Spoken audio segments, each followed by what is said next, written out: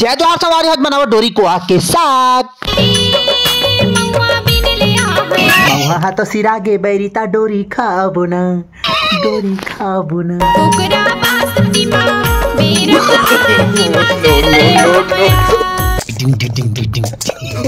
संभाला लेदार है जी चिमर चिमर डोरी, लाल लाल सूखा सूखा मिर्चा डाल दे बना नी पोरी।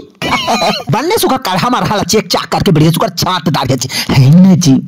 ता देख करके लंबा लंबा ऐंठ के बढ़िया सुगर छोड़ दार जी है न जी। ए भैंसी डू यू लाइक डोरी छोकता? कनी पोर बने झोक बनने सुगर जैसे करके लंबा लंबा चाना दार जी है न जी। हां तेज करके बनने सुगर खलखले पानी रिता के साबुन चुपरा दार सॉरी धो दार जी है न जी।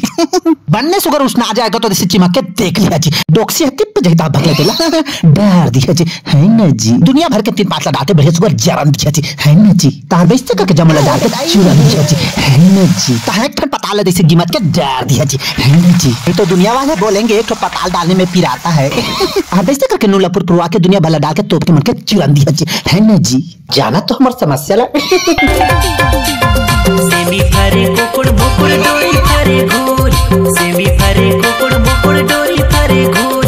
औते घूर जगाड़ो छोड़ी गुलाब के फूल, गुलाब के फूल सगा गुलाब के फूल।